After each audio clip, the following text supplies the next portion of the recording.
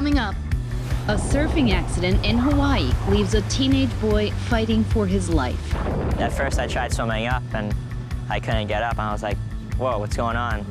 And a heroic lifeguard with only moments to respond. Okay, this kid isn't coming up. I need to make a move in because something's happening. Plus, a house fire turns a high school student into a spontaneous hero. He turned around and ran back in the house, and I was like, no, don't go back in the house. When seconds count, that's when our heroes are at their best.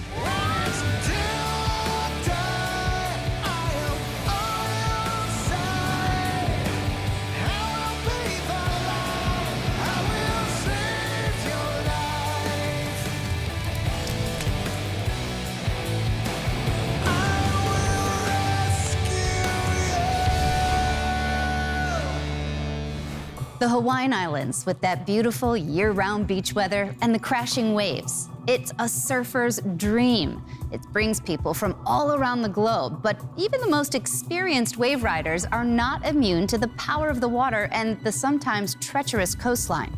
This is the story of a teenage boy who learned that rough lesson in January of 2020. Hawaii is 2,400 miles from the mainland. It became the 50th state in 1959.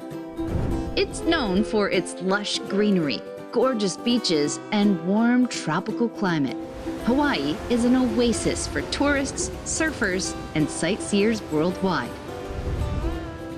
And when it comes to catching a wave, North Shore on the island of Oahu is world-renowned. The North Shore, it's a small town. We are world famous for our surf, our ocean conditions. It's kind of the melting pot and the epicenter of some pretty amazing surf conditions. So you have your regular local people that live here all year round, and then you have this big influx of surfers and surf-related people that come here because of the surf industry. Surfing has always been a rich part of Hawaii's history. And speaking of history, the geological history of the islands includes their formation millions of years ago, thanks to volcanic activity born from an underwater magma source known as the Hawaii Hotspot. It's estimated that the first humans arrived on the islands more than 1,700 years ago. It's unclear how early the sport of surfing began, but we know that it has its origins in Polynesian culture, and it's been documented as far back as the 18th century. Today, the sport is as popular as ever. My name is KIVA WERTHEIMER. I live in Hawaii, and I surf. KIVA was introduced to surfing by watching his older brother hit the waves. I just thought that being in the water was cool. I liked being in the water. I just saw him doing it, so I just joined him and ended up loving it. Few places on Earth can attract world-class surfers like the Bonsai Pipeline, right on North Shore. It's one of the most exhilarating and dangerous stretches of surfline. In the wintertime, when the waves pick up, then all of a sudden that adds another level of danger. And then those big winter storms send us surf. And when I say giant waves, I mean you're talking wave face heights up to 40, 50 to 60 feet at times. So those are the most extreme days. Pipeline doesn't discriminate, 100%. I mean, it really doesn't matter who you are. Just because somebody is a professional surfer doesn't mean that they're exempt from any injury here. Early in the morning on January 1st, 2020, KIVA, his brother, and a group of friends headed to Bonsai. They wanted to take advantage of the winter waves. He started by riding the smaller swells. I came in, got some food, watched the waves, and then saw that the waves started getting even better. So rushed out there with my brother and my friend. That morning, lifeguard Brian Phillips was patrolling the beach. It was about a 6 to 8 foot swell at Pipeline, really beautiful conditions, and a busy Pipeline crowd. Being a lifeguard may sound like a laid-back day at the beach on the surface, but these brave men and women go through incredibly rigorous training to be able to achieve some pretty miraculous rescues. That training would be put to good use on this day as KIVA paddled out to catch one of the monster waves. I wanted to get a really good one, so I quickly flipped my board and paddled, and from there my board disconnected, and I just like rolled across the wave and it slammed me down. And from there, that's when my leash got stuck on the reef. A surfboard leash is a nylon cord that tethers the surfer to his board and keeps the board from floating away. But now, that leash was tangled in the coral, trapping Kiva underwater. Half of my body was like inside like a cave, like a reef, and I was like stuck. I saw him take off on a wave, and he wiped out. I was waiting for him to come up, but he fell, his board popped up, and then it stayed in a tombstoning state where the board is being pulled down and the person's at the bottom. Coming up, with only moments to spare, Brian would have to act quickly. Right before the second wave hit, I had made a decision, okay, this kid isn't coming up, I need to make a move in. But first, this safety tip. Gratitude can go a long way. A simple gesture of thanks, like a wave and a smile, or even a handwritten card, can do wonders to help show appreciation for our humble heroes. Whether a police officer, EMS, or firefighter, it is a first responder's duty to protect life, evidence, or property, or the environment during an emergency, and to keep you safe. Anytime you get a chance to engage with a first responder, please do so. It would mean the world to them to know you care. I surely do. Thank you.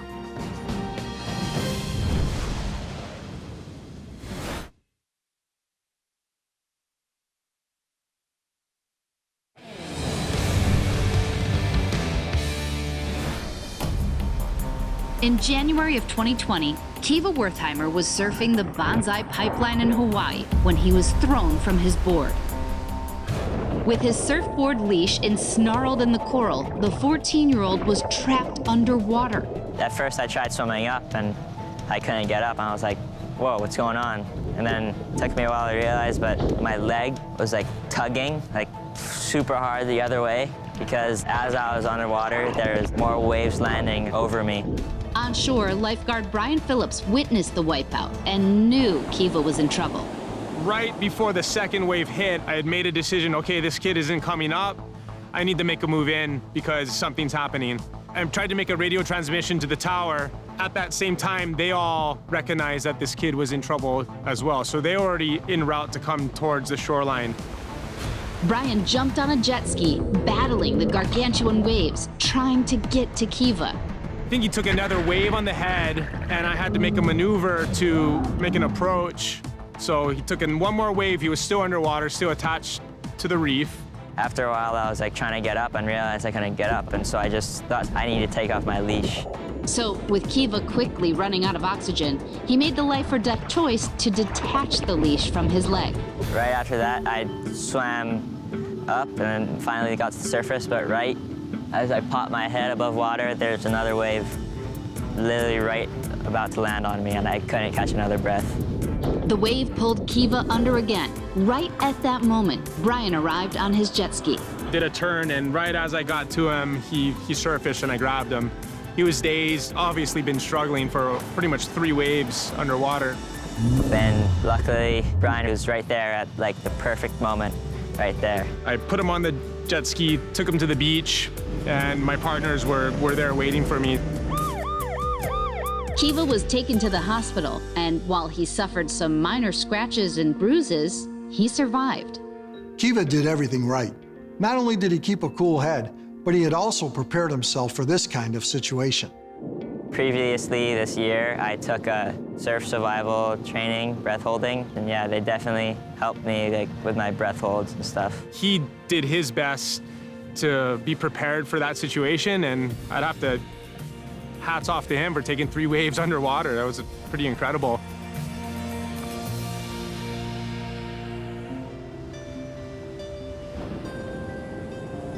The very next day, Kiva was back on the board. I knew that that was super possible when I'm surfing pipeline, but I'm not gonna let that stop me. There's no way I could let anything stop me from surfing. Since that day, Kiva shares a special bond with Brian and even runs into him on the beach from time to time. And I think that was the 3rd wave that hit you by the time I made my approach, so it happened so quick, and I'm super proud of you for like being solid, and like thanks. I personally haven't even had a 2-wave hold down. To manage that in a 3-wave situation is pretty solid. Thanks. I'm psyched for you. They're so on it, and they save so many people's lives, and they're super nice, and yeah, they definitely deserve a raise. It's a good feeling to be able to help somebody. You know, at the end of the day, they can go home to their families and their loved ones, and that's something you can't kind of put into words at times. That does feel really, really good. Nice Thanks to see you. so Let's much. go surf for Yeah, sure, man. definitely. Yeah. Coming up, a house fire erupts, taking everyone by surprise. Then he just burst into the bathroom saying, "Get out of the house, it's on fire."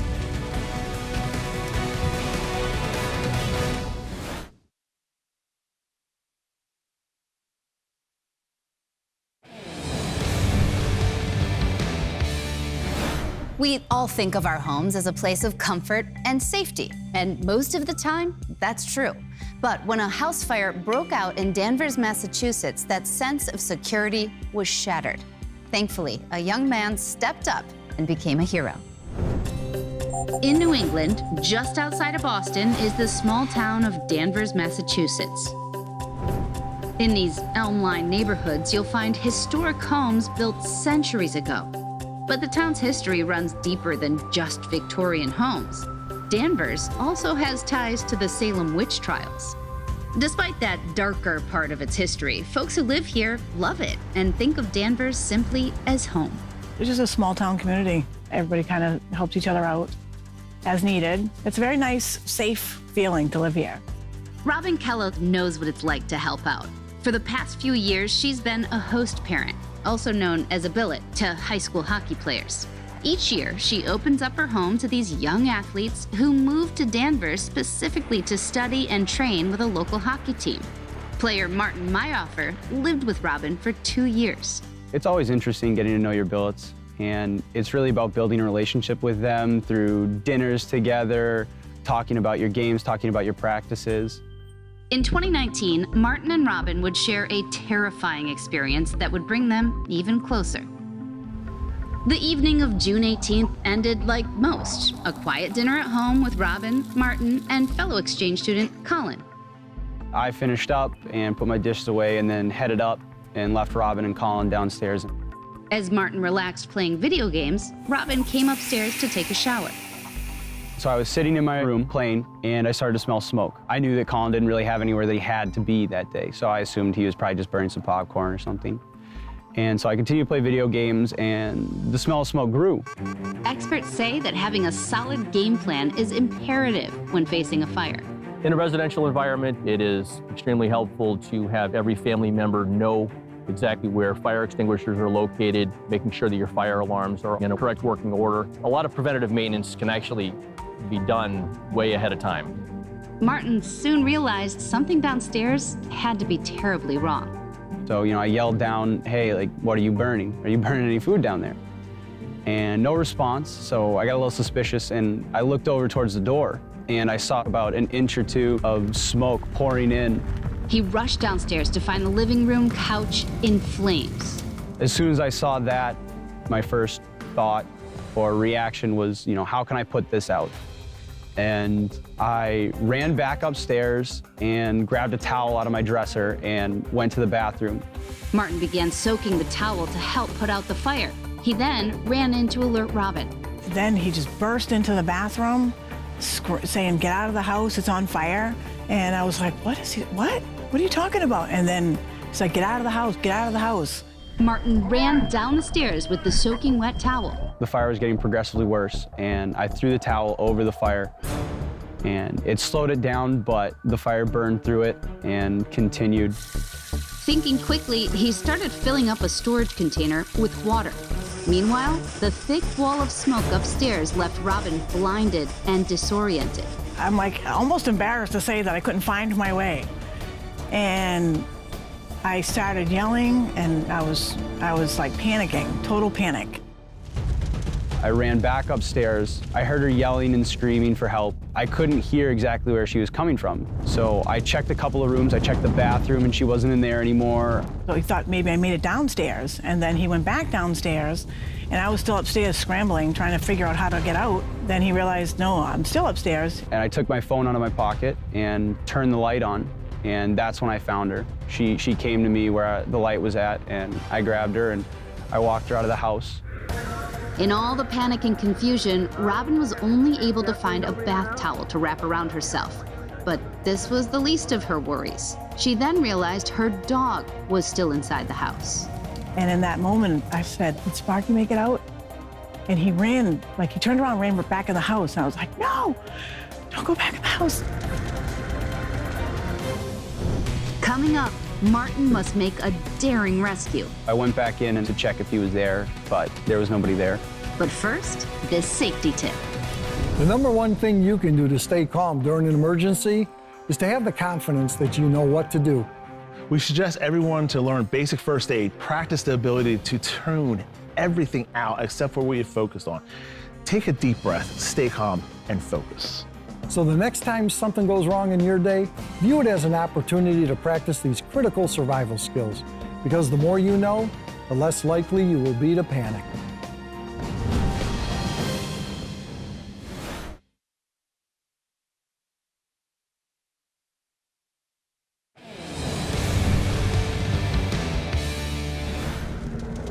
On the evening of June 18th, 2019, a 2-alarm fire broke out in Robin Kellow's home.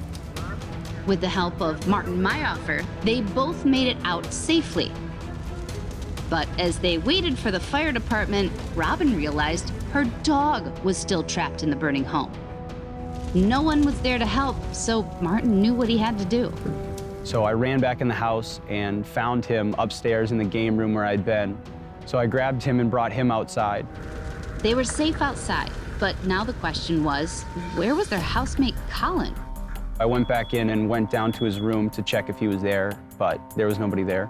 Fortunately, Colin had already left for the mall before the fire broke out. But Martin was not yet done being a hero. He kept battling the blazing fire. But at that point, the fire was on the wall and the entire couch was ablaze, and it was just too late. A stunned Robin stayed in the backyard, still dressed in only a towel. By this time, the neighbors had started to gather across the street, and they were saying, come over. And I was like, I'm holding on. I'm like, no, I'm gonna stand right here. And then the windows blew out, the glass blew out, and it was like raining glass. And then I ran across the street and stood there and waited. The fire department arrived and were able to put out the fire. But Robin and Martin's troubles were not over yet. The night didn't end there, especially for us, because we still had to find a place to go and stay. There were a lot of people that were there that helped us out, finding places to stay. The Red Cross helped us. In the following days, as Robin returned to her home, she discovered that the damage was much worse than she could have imagined. I didn't realize how bad it was until we actually were able to come back in. Because the fire was in the living room area, I just thought the rest of the house was okay. But as Robin started the daunting task of trying to repair her now uninhabitable home, she ran into another problem. I live in the historical district, and they have heavy restrictions on what they want your house to look like. After a year of trying to get her house up to code, Robin was at her wit's end. But that's when our sponsor, Belfour, stepped in. This was a pretty unique project. We came in, the home was already gutted. There was a lot of historical society issues from a previous loss. We were able to work through that with the city of Danvers. Belfour worked with contractors, builders, and city officials to make sure that every detail of Robin's home met and even exceeded expectations. The relationship has been great with Robin. I would say she's more of a friend to us at this point. We talk very candidly. She's always happy. It's been great working with her. Robin was able to return to her fully restored home in just 3 months. Even though Robin lost a lot in the fire, the events of that night brought her and Martin closer together and taught them both invaluable lessons. I'm very humbled, and I don't take a day for granted.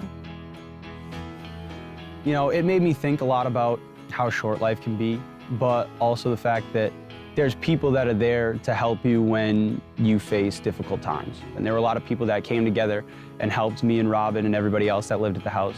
It was a long night, but we got everything taken care of, and everybody got out safe, so that was what mattered.